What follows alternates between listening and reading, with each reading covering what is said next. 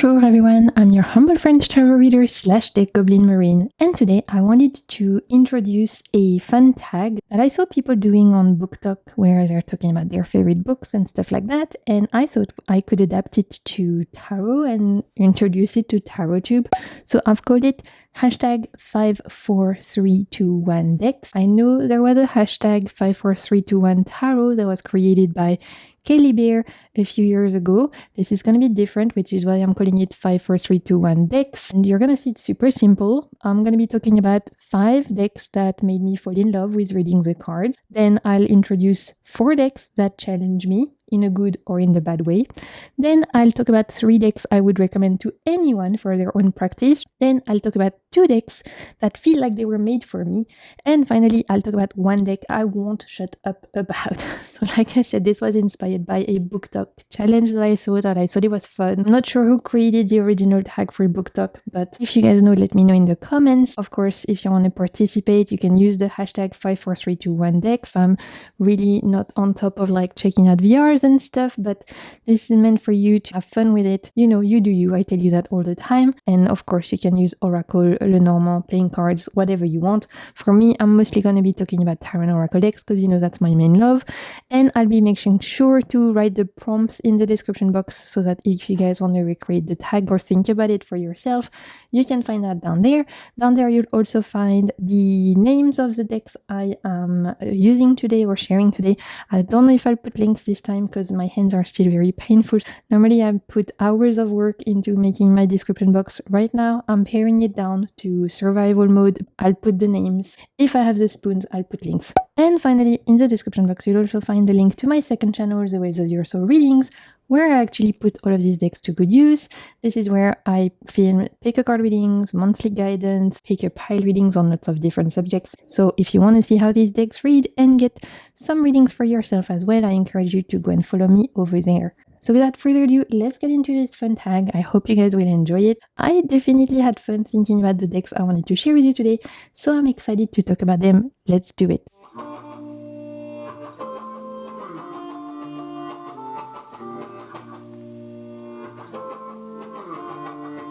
And we're going to start with the first prompt, which is 5 decks that made me fall in love with reading the cards. So for me, I decided to take this route and look back on like earlier decks, the decks that I got very early in my tarot collection were attached to a first experience I've had with reading the cards, and I'll explain to you as we go why each of these decks is special. The first one, of course, is my very first tarot deck, and look, it's so special, it gets its own beautiful box that actually belonged to my grandmother, the box, not the deck. So this is the Hidden Realms Tarot, and as you can see, I've got a lot of like little stuff in there. I'm a little crow sometime, and I know I'm not the only one. I'm sure there's many of us trinket babies out there who love to collect random rocks and feathers. My very first tarot deck was this one, Tarot of the Hidden Realm, but the French version, and so in French it's called Le Tarot des Royaumes Cachés.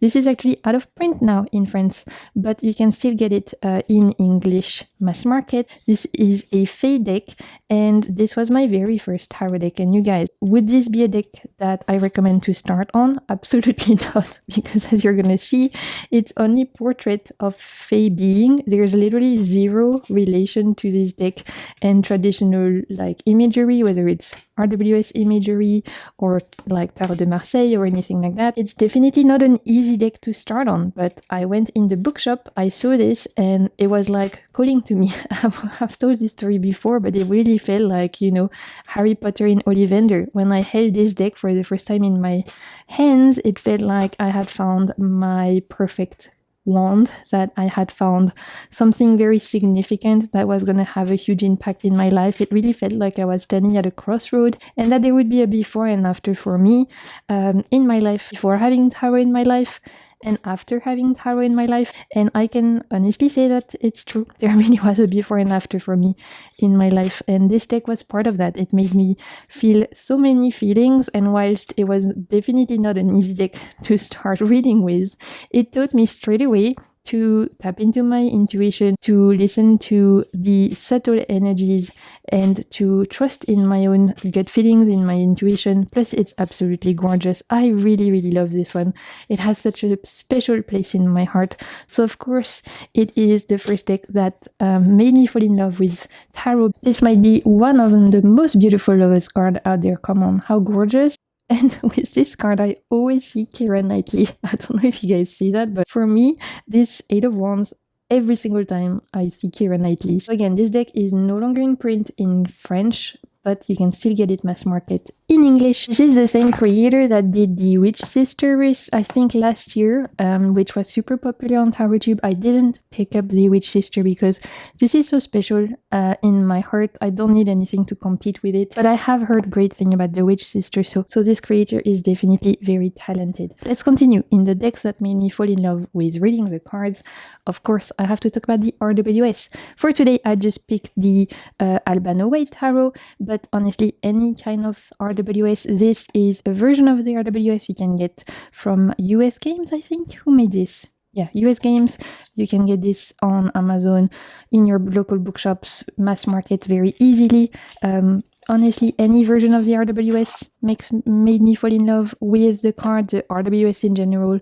Pamela Coleman Smith's artwork in general made me fall in love with reading the cards because it was truly the first system I really studied, right? So I got my hands on the Hidden Realms Tarot and I loved using it to like get to know initially tarot as almost like a magical tool, learning to use my intuition and all of that. But then as soon as I started wanting to really learn, to put in the effort, to read the books, to take the courses and all of that, the RWS appeared like the obvious choice for me. I always felt attracted to the art style. I had gotten readings by some of my mom's friends with this particular deck ages before I started learning tarot myself. So I was always attracted to this deck. It was very obvious for me that I wanted to learn tarot by using this deck, and it's been my comfort blanket ever since. Like, I love the RWS. I love having different versions of it. I think it's gorgeous, classic for a reason. How many decks are inspired by this now? Thousands and thousands and thousands. Like, this tarot today would not be the same without this particular deck. For the Albano White, I love the colors because it's bright, it's fun, especially those purples are gorgeous. But any version, I love them all. I always joke on my channel that the RWS is like my period pants. They're always comfortable. When I'm having a tough time, I can rely on it.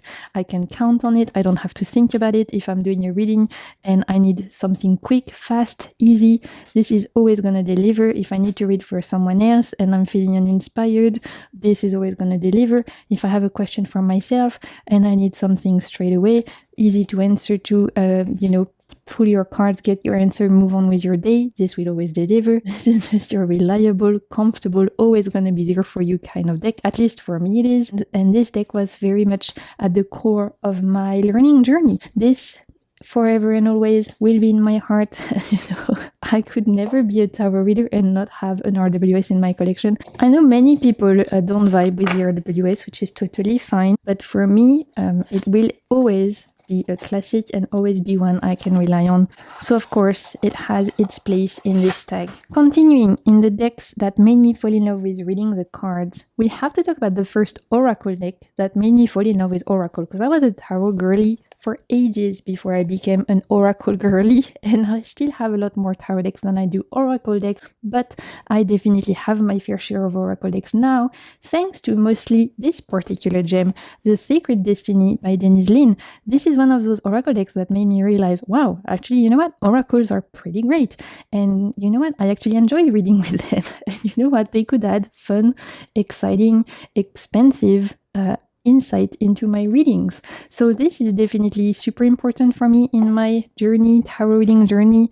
It's one of those Oracle decks that really truly made me fall in love with Oracle in general and made me understand that there was other ways to read the cards other than just using tarot, which again, I used tarot for ages and ages before I expanded and broadened my horizons. For me, originally, or I always, because I was seeing oracle decks as being very angels and very Doreen Virtue. Let's be real, at the time, it was a lot of Doreen Virtue, and it was not my vibe. There's nothing wrong about working with angels. It's just not my vibe. I am not an angel person. I don't find it exciting at all. And a lot of the oracle decks available at the time felt very cringe. I'm gonna, for me, in my taste. Again, you do you, boo. I'm not criticizing your taste. I'm just saying, to me, the decks available at the time when I started learning tarot and all of that, they felt cringe. They were all about angels, and it felt a little bit like lovey-dovey, and I was so used to tarot being like punch you in the throat, kind of tell your shit to your face vibe, that I really struggled finding oracle decks that match my vibe until I encountered some that felt a little bit more my taste, and this was one of the first one. I love the nature kind of aspect of it. I love the keyword, which feel very balanced, so we don't just have like positive keyword, we have a good balance of energies here.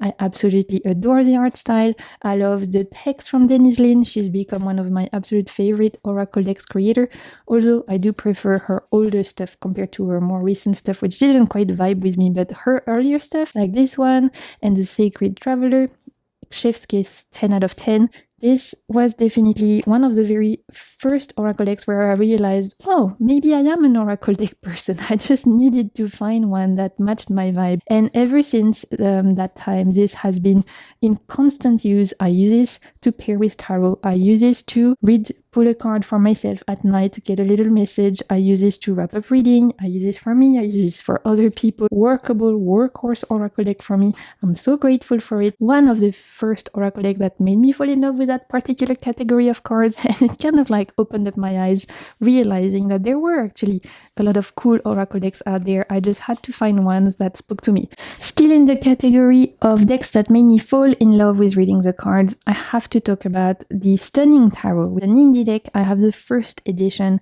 Currently, the Stunning Tarot is out of print, but Yona Sayas, who's the creator, has just opened up pre-orders for her newest edition, so I don't know if the pre-orders are still open. If they are, definitely check it out, as she's making a new version of this, which I totally pre-ordered because it looked amazing. I wanted to include as part of the tarot decks that made me fall in love with reading the cards, because this was like years later, I started to, purchase indie decks when I started to realize, oh wow, we don't just have decks mass market, we can actually buy decks directly from artists, expand my tarot collection, buying directly from indie artists, awesome decks. This was such a crucial part of my tarot reading journey because it was one of the first time where I realized that a deck could just speak to my soul and felt like it tackled themes or was inspired by themes that just spoke to me so fully. Like, this deck is so special to me because it really feels like an Horcrux. Colors feel so gorgeous and vibrant. The Egyptian mythology is everything I love. The witchy vibes from the wand suit is also everything I love. We have mermaids, we have oriental inspiration, we have fae, we have magical beings. Like, this is absolutely everything I could ask. And when I discovered this deck existing, I was like, wow, I didn't realize a deck could be so perfect to me, like tackle so many things I love, because I was used to getting decks mass market, which were cool, but none of them really felt like they spoke my language 100%. There were some great ones like the Hidden Realms Tarot, but when I found this and I was like, oh my god, this feels like it was made for me almost. It's talking about so many of my hobbies and my interests, like Egyptian mythology and mermaids and fantasy and witches, and the color felt so appealing and just, it felt so cool. And finding this deck and reading with it made me feel so happy, and just, yeah, it was a beautiful experience, and it's the deck I still absolutely cherish. I would never part with it. It's part of my all-time favorites. It's definitely in my Hall of Fame. I actually hesitated for a really long time getting any other version of this deck because I love this one so much, but I did decide to pre-order the latest edition she's making, because it looks like she's reworking a couple of the artwork and it's gonna be a different size, I think a little bit longer. So I am curious, and I'm like, okay, you know what? I love this deck so much, I would like to see a different version of it just to compare. And also because I'm starting to see a bit of wear on this one, so I'm starting to feel worried now about damaging it too much. So it will feel nice to have another option to fall back on in case this one kind of like start disintegrating on me because it's been used to death. Last deck that made me fall in love with reading the cards, we have to talk about the Lightseers, you guys. The Lightseers, it's a classic. This deck has been out for a long time indie, and then it was picked at mass market, I think in 2020. I've got the mass market version. For me, this deck made me fall in love with reading because it was the first deck where I got actual great results reading for other people. Up until this deck came out, I was mostly reading for myself, and I had a great time. I had done a couple of readings for others, but you know, not too much. I was still kind of like a little bit shy, unsure about my abilities to read for other people.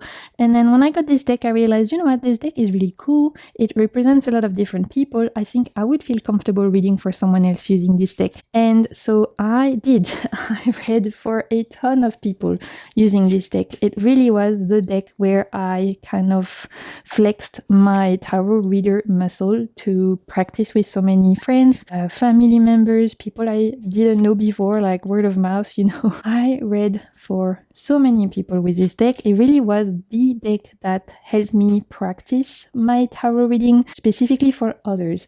And so for that reason, I'm so grateful for it. Again, it was such a big part of my tarot reading journey, right? Like going from reading for yourself to reading for others is a huge leap. A lot of people actually don't really feel called to do that leap, and they're very happy to just read for themselves. I was for a really long time. Eventually, when I was starting to get more and more questions from people I knew about, can you do a reading? Can you do a reading? Having a deck where I felt like, okay, this deck feels like people will be able to see themselves in there. You know, there's more diversity. At least at the time, it was one of the decks, very few decks that had diversity. Thank God now we have a lot more options. But at the time, you guys, there wasn't that many. Having a deck that felt like it represented more people, that it actually represented people I knew, right? Made me a lot more confident about using it to read for others. And it was the first one where I had fantastic results where it wasn't just for me, right? Because when you read for yourself, you're like, oh my God, I can't believe this happened. And that's great. But when you read for other people and then you get their insight and then they come back to you like 2 weeks later and they're like, guess what? Everything you said literally happened. I'm gooked and gagged. That is a great feeling, at least to help build your confidence when you're starting to learn for others. And so I'm very grateful to this deck for giving me the confidence. Okay, next prompt. 4 decks that challenge me in a good or in a bad way. Let's start with a deck that challenged me in a bad way, you guys. The Tarot Surrealist, or Surrealist Tarot by Los Garabeo. This is a deck that my dad gifted me one Christmas, which is the only reason why I'm still holding on to it, because literally I can't read this deck, you guys. It's challenging me in so many ways. I am very much confused by it. Of course, it's inspired by the Surrealist movement, so you expect it to be crazy and kooky. Just really tried, and it's hard. It's hard because the art style is so strange and so weird, obviously, because it's inspired by the Dada movement, the Surrealist art movement, and it's so different from traditional RWS or any kind of other system, which normally is not really a problem. This one is just a lot. It feels like I'm getting an aneurysm when I look at it, and you know, I like to live dangerously, but maybe not that dangerously, so I'm really struggling bonding with this deck, and yet there's a part of me that's hoping one day it will click, because it was a present from my dad, and I'm like, oh, I don't really want to let it go, you know, there's that like emotional attachment to it, so I'm keeping it. And every time I look at it, I'm like, one day I'll crack the code, one day I'll make it work for me, one day you will reveal your secrets to me, Surrealist Tarot. But right now you just feel like a weird trip, and like I probably ate too much cheese. I don't know. Do you guys have this deck? If so, how do you read with it? Do you enjoy it? Let me know. I need help. Help a girl out, help your fellow tarot lovers out. What are the readings you're doing with with this deck? How do you approach it? Am I an idiot for keeping it? You know, tell me in the comments, what should I do? There's part of me that's like, maybe I should just let it go. But then I'm like, yeah, but it was a present. And, you know, it's nice. Like, my dad went to the bookshop and he saw tarot and he thought of me, which is sweet. Like, so yeah. And you know, there are some cards that are quite cool. Like, this is cool. This Queen of Pentacles is very cool, I think. But then this is creepy. This is creepy as fuck. I don't like this. This like Knight of Pentacles. No. This looks like my sleep paralysis demon waiting for me to close my eyes. And I'm not about that life, okay? No thanks. Not today, Satan. I need help. I need help. Send help. Another deck that challenged me, actually, which I know I will not be the only one probably with this particular experience, is the Deviant Moon Tarot. I have the borderless edition. This is a deck I resisted for so long. I was seeing it everywhere on Tarot YouTube. I was seeing it on Instagram and stuff, and everyone was like, this deck is amazing. Here are the backs, by the way. Everyone was like, this deck is so great. You need to give it a chance. But every time I saw images of it, I was like, hell no, not today, Satan. Come on. Jesus, it's a lot. It's a lot. So I was resisting it for so long. And then I was like, well, come on, Maureen. Everyone likes it. So give it a shot, you know, maybe you'll change your mind. And guess what? I did. Working with this deck was what changed my mind, because seeing the images on people's videos and posts, I was like, absolutely not. No way. Hell no. Get this away from my face. Get those nuts away from my face. But as soon as I started working with it, I realized the potential and power of this deck. So this challenged me in a good way, because I pushed myself outside my comfort zone, considering I really didn't vibe with the artwork. I thought it was creepy AF. And yet, I pushed myself. I decided to take a chance, and I worked with this deck. And it blew my mind, okay? Blew my readings out of the waters. It was so powerful, so deep. I got bitch slapped by this deck many, many times. This is one of those that, for me, will always tell me the tea, even when I don't want to hear it. So I approach this one always when I want truthful readings about what's really going on, especially when it's about something that I might have blinders on or I might be biased about, and I like, okay, tell me the truth of the situation, where I can look at it and get the actual truth without any of my bias. This is so great for those kinds of readings about what are you not seeing. It helps you face things. This is a mirror. This is a kind of deck that feels like a mirror reflecting back to you potentially what you don't want to see, but that you need to see, right? This is a tower deck through and through, and I'm very glad I pushed myself outside of my comfort zone and I gave this one a chance. Is this my favorite art style? Still no. It still creeps me up a little bit. I've learned to grow fond of it because it really has helped me in so many ways, this deck. And so this is one of those decks where I'm so glad I pushed myself outside of my comfort zone, and it really challenged me in a good way. Another deck that challenged me in a good way is the Goliath Tarot. This is an indie deck, and you guys, I've seen some updates from the artist, from Goliath, mentioning a potential new edition, which would be so exciting because this deck was out of print for ages. And I think, again, don't quote me on that, but I feel like I saw he posted some updates on YouTube about starting to work on a new edition of this deck, which, if it's the case, I'm so happy, because so many of you deserve this deck in your life. Like, this is amazing. This is one of my favorite decks ever. I adore it so much. It's part of my all-stars. I would not be the reader I am today without this deck. It's another one that really challenged me and pushed me outside of my comfort zone in a great way. Like, this is the first deck where I really did some honest shadow work. I looked at myself and some part of myself that were truly uncomfortable, and yet that I needed to explore. This deck helped me do that. Because it's so nature-based, it felt easier for me somehow to use this deck to look at some heavy stuff, because I love nature, I love animal, and this packs such a punch. It's like beautifully cruel, this deck, sometimes, because it represents animals that are going through it. A lot of violence in this deck, because nature can be violence, but there's also beauty in this deck. There's grace, there's spirituality. This is just such a powerful deck, okay? One of the most powerful decks in my collection. Feels like you're getting punched in the gut and then you're getting hugged by the universe at the same time. It is amazing. I adore the art style. This is probably my favorite full card ever. I just adore this little mouse jumping from the waterfall so much. And this challenged me in all the best ways. Like really, truly one of the very first deck that helped me look at some heavy stuff while still being there for me, right? The idea of like, let me help you look at some hard stuff, but also let me tell you how you can move on from it, how you can invite your demons for tea, but also learn to get to know them and to not be afraid of them anymore.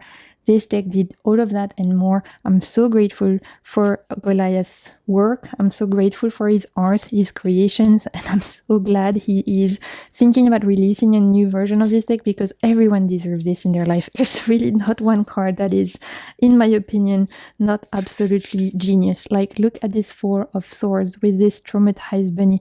This is all of us right now. Every time we open the news, this is us, I think. We turn on the TV and we're like, oh God. Oh God. The last deck that challenged me, and again, this one was in a great way, is the Shuffle Tarot. I have collection B by Destiny.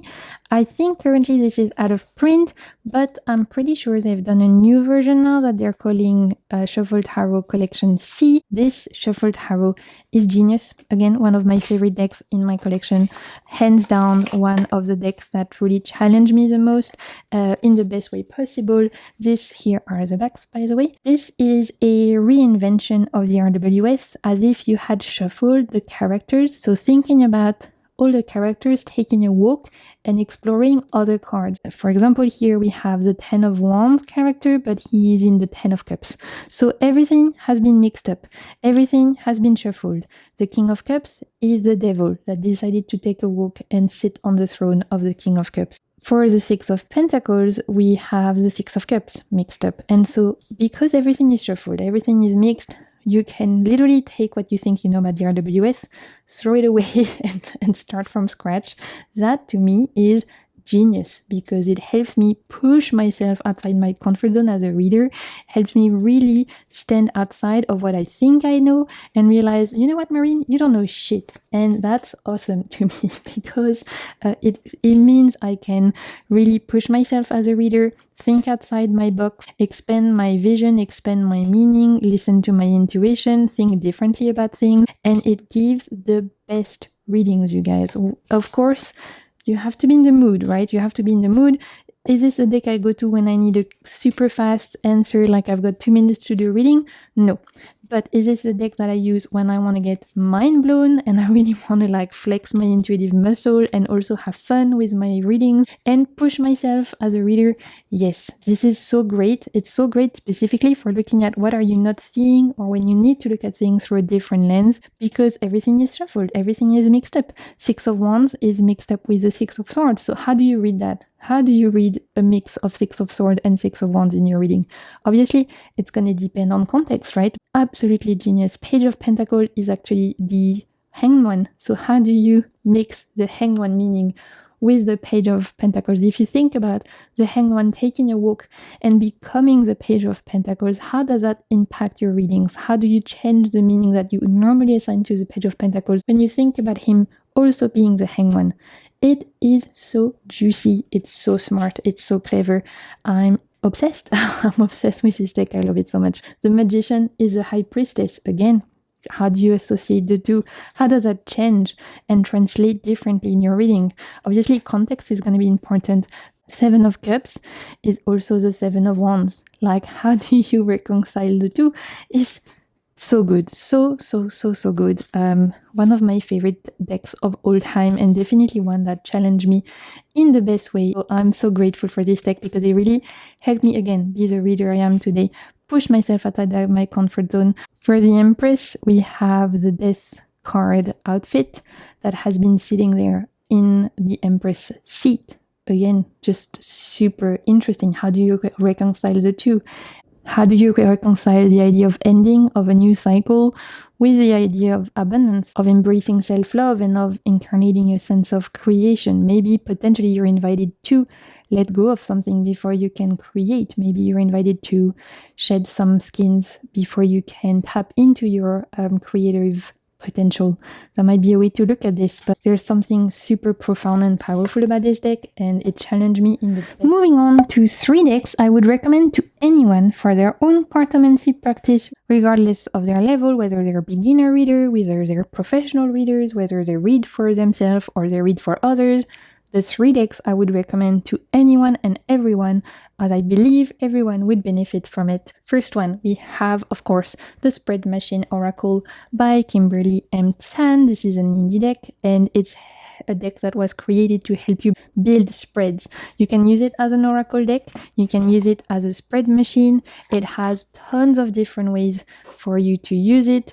It's amazing. It has a lot of different themes. You can use it to do shadow work, you can use it to do self-love work, you can use it to do predictive reading. There's tons of different themes, and on each of the cards you can see you have a main keyword, you have questions which you can use for journaling or for starting your spread or your prompt, and then at the bottom you have the category processing, we have expansion, success. This tackles so many different areas of life and themes on which you might want to be doing tarot. You can use this to create spreads, obviously. You can use it as an oracle deck. You can use it for journaling. There are so many ways you can use this deck. It is one of the most versatile tools out there, and one I think, regardless of your personal level in reading tarot, regardless of whether you read professionally or you are just starting or you're reading for others or you're reading for yourself, is amazing for everyone. I would recommend everyone getting a deck like this, but this one is so well thought out. The guidebook is also really good. It gives you so many ways in which you can use this particular deck. There are expansions. I have one expansion that is inspired by video games and fantasy, which is amazing. I use it all the time, and I use this a lot when I'm planning readings for my second channel, for example, the Waves of Your Soul reading. I use this a lot. I use this a lot when I'm doing readings for myself. I use this a lot to help me journal as well for my own personal practice. Like, this is just super useful in my opinion. Such a great deck, and so I wanted to mention it. I talk about it a lot on my channel, so nothing new here. You guys will probably have seen it, but I do believe that this is a kind of deck so many people would find use out of, regardless of their kind of practice, regardless of their level, whatever. This is such a useful, versatile deck. Another deck I would recommend to everyone and anyone is this gem. This is a mass market oracle deck, The Power of Surrender. Is this the most beautiful deck in my collection? Not really, as you're gonna see. Also, I love the backs. The backs are gorgeous. The backs are beautiful. I love this sun on the ocean. It's gorgeous. But the front, you know, it's one of those older decks that is doing a little bit of stock photo with manipulation. Not the most beautiful in my collection, but one of the most useful decks in my collection, as this is another one that slaps. On every single card you get something related to surrendering. So here we have surrender to your intuition, surrender negative thinking, surrender outdated beliefs about yourself, etc, etc. As you can imagine, this is about letting go of something, surrendering to something. And then at the bottom you have your message. There's no guidebook. You pull a card and it's all there. This is amazing. Okay, I've talked about this deck millions of times on my channel. I have had so many people commenting, leaving me DMs and stuff, telling me they picked this up after I was talking about it so much and they loved it. This is one of those that will always ring true. Like, it always is on point. It is such a sharpshooter. If you need to know the tea of the situation, if you need to know what's blocking me, what is in my way right now, you pull a card and you get the answer straight away. This can be used for career reading. It can be used for love reading. It can be used for personal development. It can be used for finances. It can be used for health reading. It can be used for day-to-day, for spirituality, for literally anything and everything. It's amazing. It slaps. It rings true. Like, I don't have anything bad to say, unless you just want to be in denial, in which case that's okay. You know, we respect your delulu, but if you want to face some harsh truths, if you want to look at what's actually blocking you or what's blocking someone else that you're reading for, this will tell you. Last deck I would recommend to absolutely anyone, regardless of their own practice.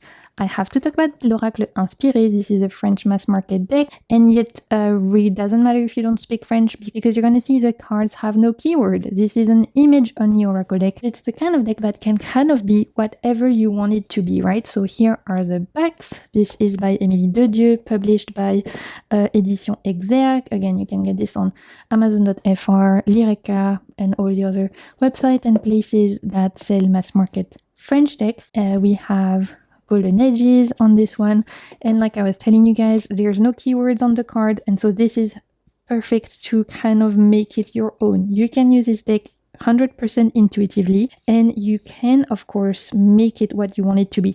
You want this to be a personal development deck, you can.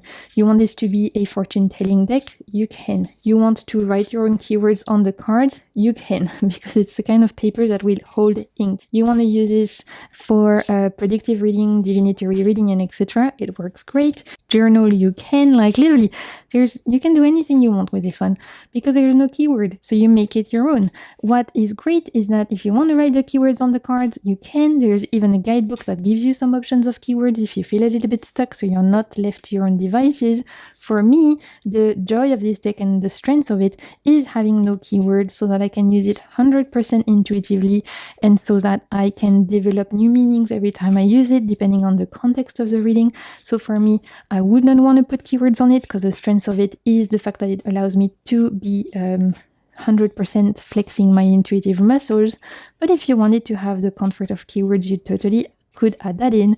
It's beautiful. I love the art style, this watercolor with those golden accents. Just so many people could enjoy this, I truly believe, regardless of your level, regardless of your kind of like way to use the cards, whether you do predictive readings, self-development readings, you could find a way to use this deck and make it your own. And that's why it's one I recommend all the time. It was one of my most used decks of last year, and it's still one I use a ton this year. Just a super big workhorse for me. I love it. Let's move on to the next prompt. 2 decks that feel like they were made for me. I don't think you're going to be surprised. For those of you who've been watching my channel for a while, I don't think this is going to be a huge shock. The 2 decks that feel like they were made for me. First one, of course, the Flow Tarot. You guys, I'm a huge ocean lover. So when I found this deck that was 100% dedicated to water, the ocean, and everything related to nature, I died and came back to life. Cannot. This is the backs of my dreams. If I had to create a tarot deck, this is the kind of backing I would want on my deck. So already perfection. I feel like this speaks to my soul so much. Indie deck by Rachel Torda. You can get this on Etsy. Now you can get a guidebook. Now you can get a box and everything. At the time of me getting it, I was one of the first few people who got this, so it didn't come with a box or anything like that, but now you can get a guidebook and all of that. Personally, again, I read this 100% intuitively, so I don't feel like I need the guidebook, but if you want to, you could. This is a photography deck, again, specifically focus on water, on the element of water, and I just adore it so much. I love nature. I'm a huge nature lover. Like, nature is my church. It's the way that I connect to spirituality, to the divine, the universe, God, spirit, source, whatever you guys want to call it. For me, I connect to that energy through nature. Like, nature is such a big part of my spiritual practice. So a deck like this for me is very spiritual. Actually, it's a way to connect to my guides, it's a way to connect to spirit source, and I just adore everything about this. Like, when I found this deck, it really felt like it was made for me, which, you know, I know sounds very egocentric, but that's the prompt. The prompt is a deck that you felt it was created for you. This is that. I love the ocean, I love nature, I love whales, and we have a gorgeous humpback whale here in the King of Waves. I love the keywords, and normally I'm not a keyword person on my tarot deck, but here they are so smart. I love everything about this deck. There's really not one thing I don't like about it. It's perfection to me. Honestly, one of those decks that you feel like, how on earth are we so lucky that this exists? If she makes decks on other elements, I probably will pick them up as well. Although I do have a soft spot for the water element because I live on a tropical island, so the ocean is very close to me, the rivers are very close to me, so I do have a soft spot for that kind of element. She is so talented that if she makes any decks based on the other 3 elements, I would still give her my money, because come on, this is just so perfect. And the second deck in my collection that feels like it was made for me, again, I don't think it's going to be a huge surprise for some of you, the Joe Sparrow Tarot. Come on, you guys, you know by now, right? I talk about this deck all the time. I am obsessed. It's one of my favorite deck, if not my favorite deck ever. I just adore everything about it. This one feels like it speaks to my inner child, and you know, even though I'm someone in their 30s, inside I'm still 10 years old, and that's okay. I'm very in tune with my inner child, and I'm very comfortable with that. I adore everything about this deck, from the whimsical art style to the fantasy video games kind of inspiration, to the colors and the choices of reinterpreting certain cards. It's just amazing. There's literally like not one card I don't like. It feels like it was made for me. I'm so obsessed with this deck. It's always there when I need to smile. It's always there when I need to be reminded that life can be joyful and fun. It's one of those decks that is really a good mood deck for me, and that helps me just anytime I need a little bit of a joy in my life, right? It's one of those decks that I will never get bored of, even though I normally like to switch my decks quite often. This one, I can never be bored of it. It feels like it was truly created for my own inner 10 years old self that is still very much present. I'm an Aries, and I feel like a lot of us fellow Aries babies are very in tune with our inner child. Aries and Geminis, we're super in tune with our inner children. I've noticed that we are very comfortable with like still being in tune with stuff we liked as kids, and still being a little bit silly and whimsical and goofy. You know, I feel like Aries and Geminis are very that. It's that deck that helps me tap into that part of myself. Like my friends know I'm a big kid at heart. I still like to watch animes, and I still like to watch stuff for kids, and I'm very okay with that. They know that, and this represents all of that. I adore it so much. Again, another one. I've had so many people tell me they ordered it after seeing it on the channel. It also makes me super happy when you guys like something I like, you know. It's nice. I feel like I'm spreading the love. It feels like we are being celebrating those gorgeous, amazing creations as tarot lovers, and that's fun. And look at this gorgeous star card. I love it so much. Yeah. The last prompt is a deck I won't shut up about. Well, I thought about one that I want to be talking about all the time right now, because it's coming mass market after being out of print for ages. And I have the indie version, which is not out of print, but soon you guys will be able to pick up the mass market version, and that makes me so excited, because again, it's one of my favorite decks ever, the Lubenko Tarot, guys. I love this so much. I've been talking about it on my channel for years. I just, you know, this is one of those decks that for me, top tier, 10s across the board. We stand, we love, pure, gorgeous, perfect queer creation over here. Again, this is the indie version. I backed this on Kickstarter, and then it was out of print for ages. It was so expensive. It was going for crazy prices. Finally this year, they had the great idea to pick it up mass market. So I think it's coming in October. I forgot who the publisher is that picked it up now. So if you guys know, let me know in the comments, because I'm not very good at keeping in touch with stuff right now. I'm not very, you know, after I've been ill for so long, I feel like I'm kind of out of it and disconnected from everything a little bit. I feel like I'm out of the loop. But if you guys know the publisher, let us know down below.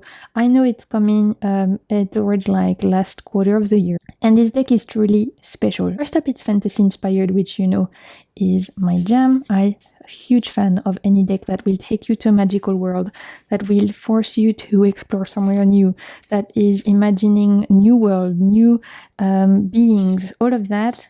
I love, right? I'm a huge fantasy lover, so any deck that takes you somewhere else is a huge bonus for me. On top of that, this deck is quite dark, but also quite joyful. It's a perfect mix between cards that can feel very like heavy and very violent and like gut-wrenching, and cards that feel like they're full of light and grace and joy and beauty. And this mix of dark and light is so profound. This is one of the decks in my collection that I've had the most profound readings with. Honestly, the kind of readings that years later you remember because it was so special, you know, meaningful. This deck has meaning. This deck is full of intention. It has something to say. It has a point of view. It is unapologetic in its choices. Some of the cards are truly quite hard to look at. I think they're beautiful, but I know it's not going to be everyone's cup of tea. We have to talk about the Lovers card if I can find it. Look at that, Lovers. That's going to be, I know, not everyone's cup of tea, and yet what a cool representation of the Lovers. Think about how potentially we have people feeding on each other. Sometimes we're so obsessed with that person that it becomes toxic. Are we feeding ourselves? Are they feeding us? Is it healthy? Is it not? Such an interesting way to look at the Lovers, especially because they kind of look like each other on top of that. So is it you and yourself? Is it you and someone else? Depending on the context, you're going to have to interpret it how you see fit, but it's going to give you something to think about this deck. It's 4 days after you used it. It has truly a very interesting point of view. It's poignant, it's deep, it has something to say, something to share, and I'm so grateful that this is being picked up mass market because everyone deserves this in their life. I will not be shutting up about it. I'm obsessed with this. I think it's smart. I think it's bold, it's brave, and it's absolutely stunning on top of that. I mean, look at that, just gorgeous. Super happy that this is being released out in the world, mass market very soon. And I know a lot of you are excited for it, and I'm excited for you to be able to get your hands on this. I don't know if there's going to be any artwork changes. If you guys know, let me know in the comments. It'd be interesting. You can let us know. So if there's no artwork changes, I won't pick up the mass market version because I'm very happy with this one. If there are artwork changes, I could be tempted because I just love the artist very much. Anyway, let's finish on this one because it's such a joy. I'm going to wrap it up now and we're going to finish with this particular deck. I hope that you enjoyed this fun tag. Again, if you want to participate, you can use the hashtag 54321decks. If you want to answer in the comments what your choices would be for this tag, feel free to do so. I always love to read you. And until my next video, I want to say thank you so much for hanging out. Thank you so much for being here. I'm sending you so much good vibes and keep navigating the waves of your soul. Bye!